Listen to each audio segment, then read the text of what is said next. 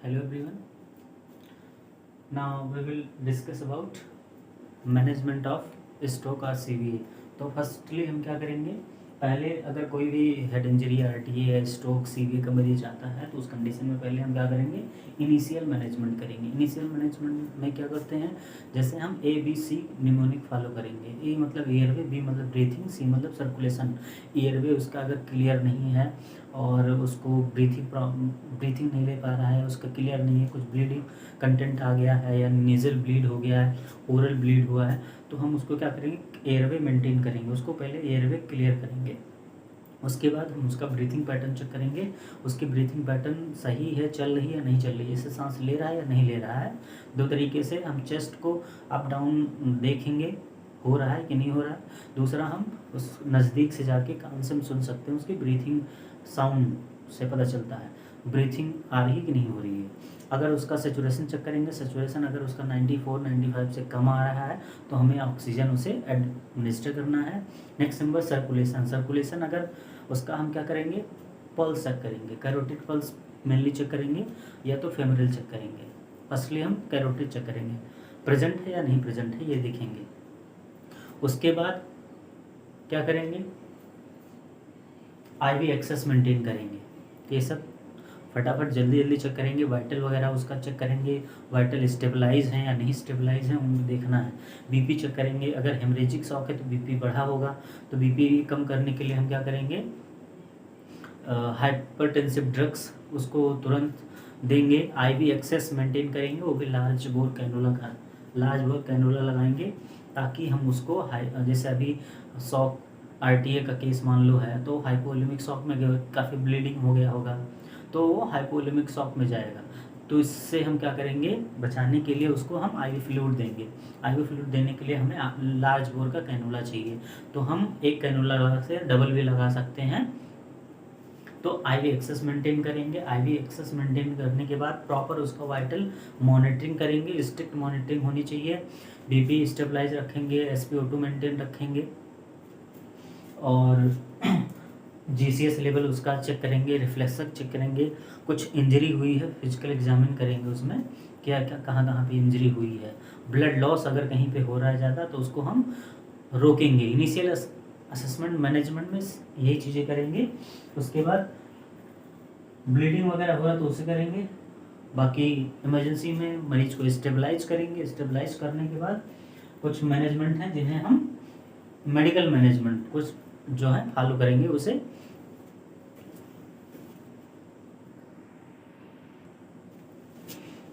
Now medical management.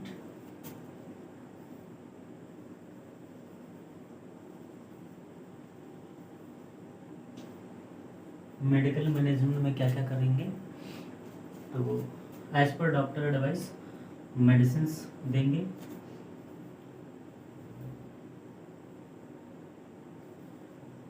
Anticoagulant में कौन सी medicine देंगे, एंटीकोएगुलेंट क्यों देंगे, जो थ्रोम्बस वगैरह हुए हैं उसको देंगे रिजॉल्व करने के लिए एंटीकोएगुलेंट, जैसे इंजेक्शन एनोक्सापेरिन जो कि क्लेक्सिन के नाम से आता है, और ये 0.4 mg और 0.6 mg में आता है और इसे हम सबक्यूटेनियस देते हैं। इंजेक्शन हेपेरिन भी एंटीकोएगुलेंट में आता है, इसको हम IV देते हैं। और नेक्स्ट है इंजेक्शन डाल्टेपेरिन आता है। डाल्टेपेरिन ये भी सबक्यूटेनियस देते हैं। ये as per advice the doctor हम इन मेडिसिन को एंटीकोएगुलेंट्स को लगाएंगे। टेबलेट वॉरफेरिन भी आता है, वो जो है वो भी एंटीकोएगुलेंट ड्रग है। Next one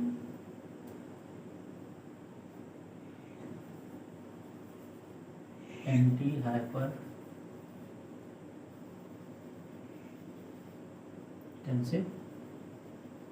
drug.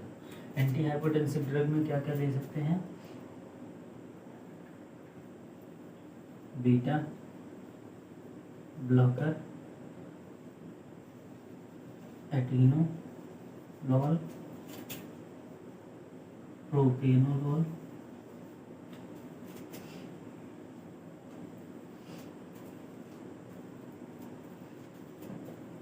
Calcium channel blocker, amlodipine,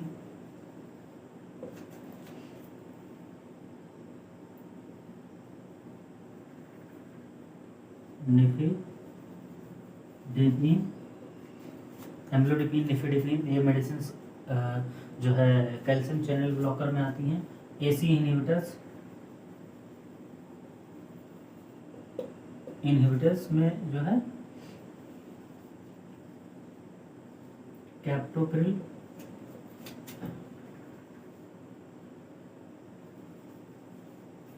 enalapril, रैमिप्रिल, ये AC inhibitors. Angiotensin converting enzyme inhibitors हैं। ये मेडिसिन हम हाइपरटेंसिव में देते हैं और एआरबी देते हैं। एआरबी इनहिबिटर्स इसमें आता है टेल्मीसार्टन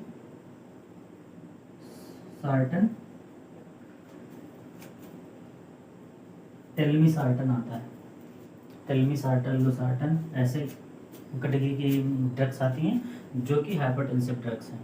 नेक्स्ट नंबर है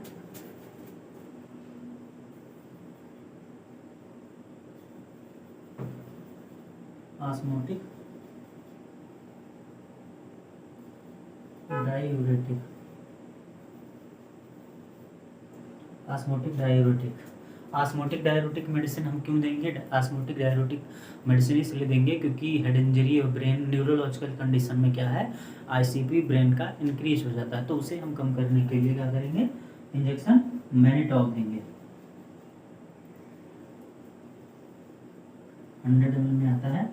आईवी देंगे और ये टीडीएस में देते हैं इंजेक्शन मैनिटॉल। और नेक्स्ट वन है इंजेक्शन न्यूरोटॉल, 100 ml में होता है और इसके कंपोजिशन होते हैं दो चीज़ के, मैनिटॉल और लेसिक्स, फ्रूसेमाइड की दो चीज़ों की कंपोजिशन होती है। ऑस्मोटिक डाययूरेटिक में ये भी आता है। Next thrombolytic drug. Thrombolytic drugs में क्या देंगे, यूरोकाइनेज एंड स्ट्रेप्टोकाइनेज। ये इंजेक्शन है थ्रोम्बोलाइटिक ड्रग्स में आते हैं, यूरोकाइनेज एंड स्ट्रेप्टोकाइनेज। ये थ्रोम्बस या ब्लड क्लॉट वगैरह अगर कहीं भी ब्लड वेसल्स में हुए हैं तो उनको ये क्या करेगा, रिजॉल्व करेगा। ठीक, तो थ्रोम्बोलाइटिक ड्रग्स इसलिए देते हैं।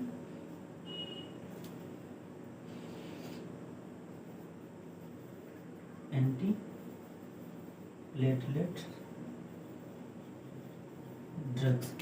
प्लेटलेट ड्रग्स जैसे एस्पिरिन,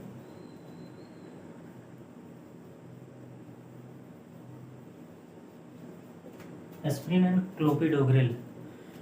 एस्पिरिन और क्लोपिडोग्रिल ये ऐसी ड्रग्स हैं, जैसे मान लो सीएडी की कंडीशन हुआ, कहीं ब्लॉकेज हो गया आर्टरी ब्लड वेसल्स में, तो उस कंडीशन में क्या करता है, ब्लड क्लॉट को ये क्या करता है, रिजॉल्व करता है, थिन कर देगा ब्लड क्लॉट्स को, उनको डिजॉल्व कर देगा, थिन करेगा ब्लड को।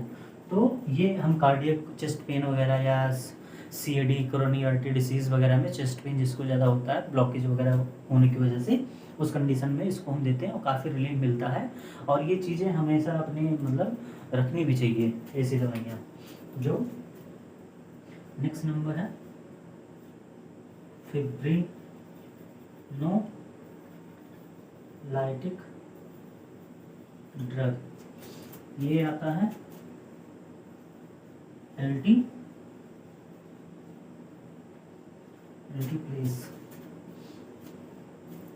एल्टीप्रेस क्या है, ये एक मेडिसिन है फिब्रिनोलाइटिक ड्रग्स जो है ये एल्टीप्लेस नाम के मेडिसिन आता है। इसको हम क्या करते हैं, आईवी देते हैं। स्ट्रोक हो या कार्डियक अरेस्ट हो, इसमें क्या करते हैं, मेनली स्ट्रोक में देते हैं। स्ट्रोक में क्या है, अगर किसी को हेमरेजिक या इस्कीमिक स्ट्रोक हुआ है, उस कंडीशन में ब्लड क्लॉट को रिजॉल्व करने के लिए इसे देते हैं। और इसे काफ़ी महंगी भी आती है और इसके बेनिफिट 80% है कि उसको अगर ऐसा हुआ है, स्ट्रोक हुआ है, तो इसे काफ़ी रिलीफ मिलता है। स्ट्रोक के कुछ घंटों बाद इसे देते हैं।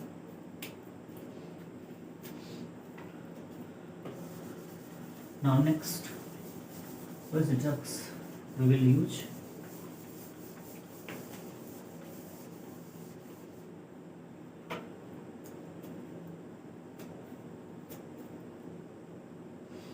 Next one, antibiotic. Antibiotic drug to treat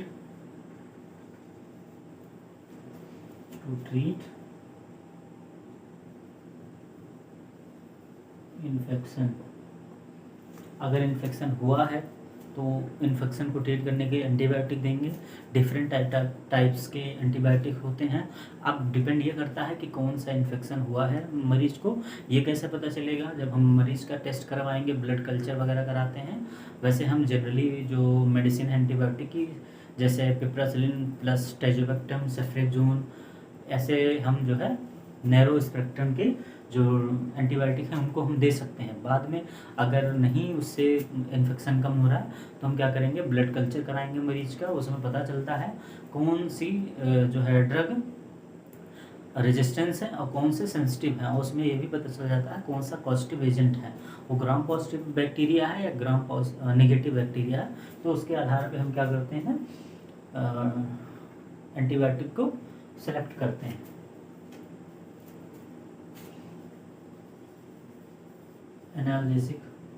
analgesic क्यों देंगे, टू ट्रीट पेन। अब आरटीए का केस है, हेड इंजरी हुई है या हेमरेज हुआ है या एक्सीडेंट हुआ है, तो उसमें बॉडी पेन बहुत ज़्यादा होगा। तो पेन के लिए क्या कर सकते हैं, ओपिएट्स एनाल्जेसिक दे सकते हैं। और भी डाइक्लोफेनेक है, इन सबको दे सकते हैं पेन को कम करने के लिए।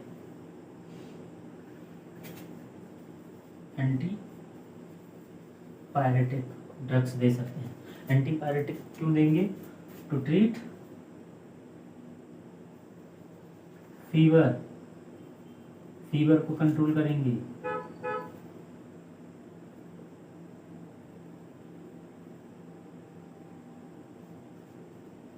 फीवर को कम करने के लिए क्या देंगे, एसिटामिनोफेन।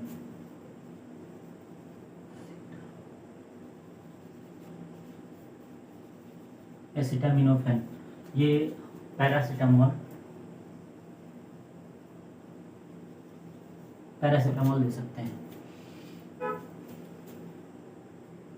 उसके बाद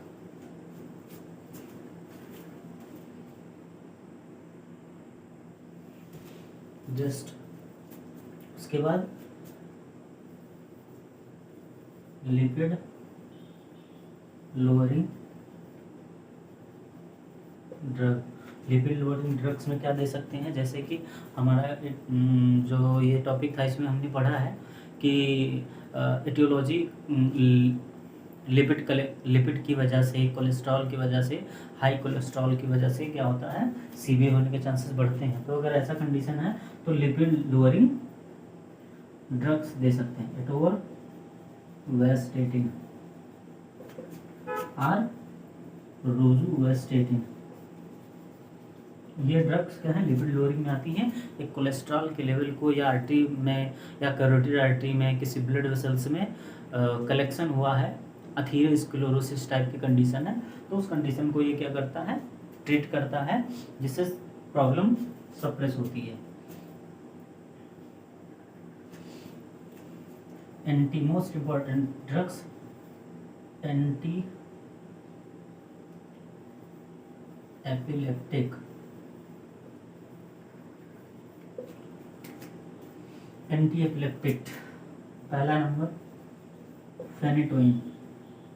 फेनेटोइन दे सकते हैं।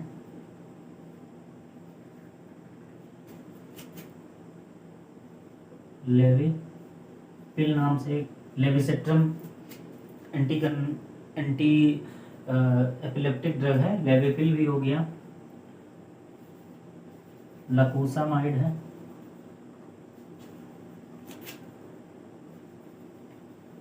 लकोसामाइड। सिटिकोलिन, फेनिटोइन, लेविपिल, लकोसामाइड और सिटिकोलिन, गाबा पेंटिन, सोडियम वाल्पोरेट। ये दवाइयाँ मैं जो लिख रहा हूँ टेबलेट फॉर्म में भी आती हैं, इंजेक्शन फॉर्म में आती हैं, और ये आपको क्या करना, याद रखना, ये एंटी कन्वल्सिव, एंटी एपिलेप्टिक ये ड्रग्स हैं जो कि ट्रीट करते हैं हेड इंजरी हुआ, आरटीए का मरीज है, ब्रेन ट्यूमर ऐसा, स्ट्रोक का मरीज है, सीवीए का मरीज है, तो इसमें हम देते हैं। सीजर आया है तो भी देंगे, नहीं आया है तो आने के चांसेस बढ़ जाते हैं इस कंडीशन में, तो भी देते हैं प्रिवेंट करने के लिए सीजर ना आए।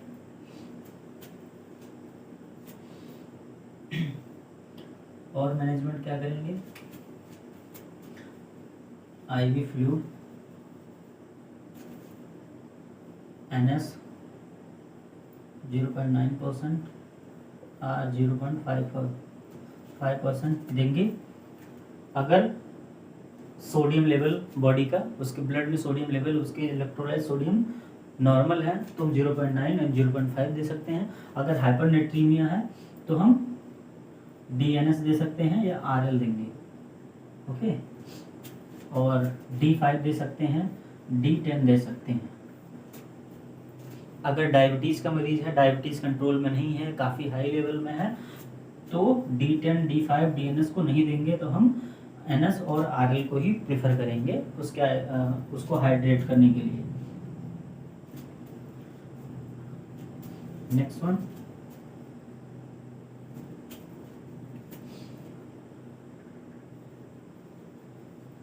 फीवर है अगर पेशेंट को, तो हम फीवर का मैनेजमेंट करेंगे।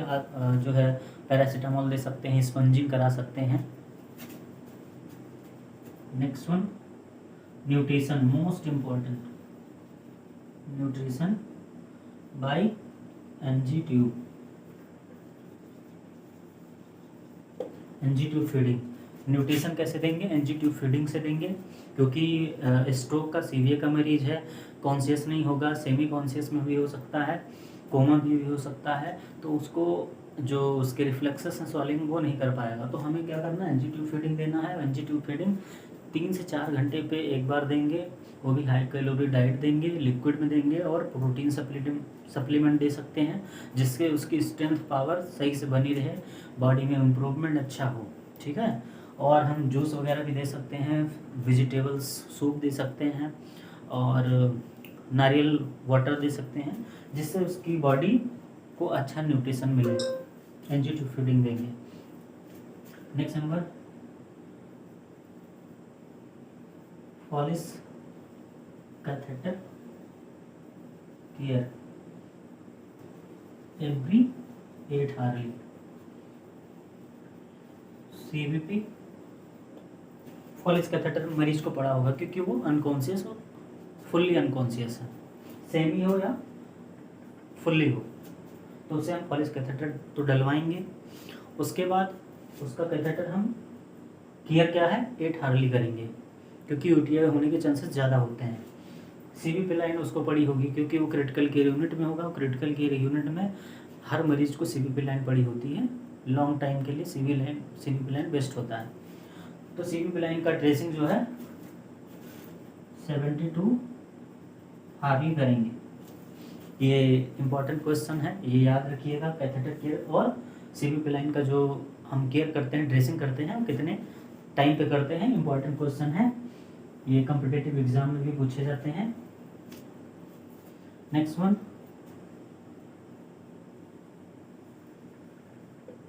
पोजीशन 2 आवर्ली क्या करेंगे, चेंज करेंगे 2 आवर्ली। उसका लेटरल, लेफ्ट,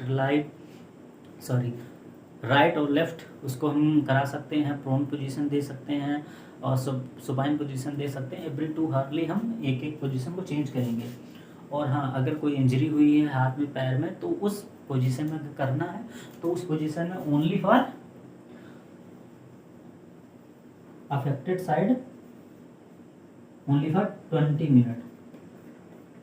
अफेक्टेड साइड कोई इंजरी वगैरह हुई तो उस साइड में हम अगर मरीज को पोजीशन देते हैं तो ओनली फॉर 20 मिनट। अदरवाइज 2 घंटे के लिए हम किसी भी पोजीशन में रख सकते हैं, 2 से 2 घंटे वैसे जनरली कर सकते हैं। और पोजीशन सेमी फाउलर और हाई फाउलर 90 एंगल और 45 एंगल को ही प्रीफर करेंगे सीबीए वाले मरीजों में। एस्पिरेशन के चांसेस बढ़ जाते हैं, उनका ब्रीथिंग पैटर्न इस पोजीशन में अच्छा रहता है और एस्पिरेटिव निमोनिया होने के चांसेस बढ़ जाते हैं। अगर हम उनको सुपाइन पोजीशन में या ऐसे दूसरे पोजीशन में रखेंगे तो ज़्यादा कॉम्प्लिकेशन बढ़ जाते हैं।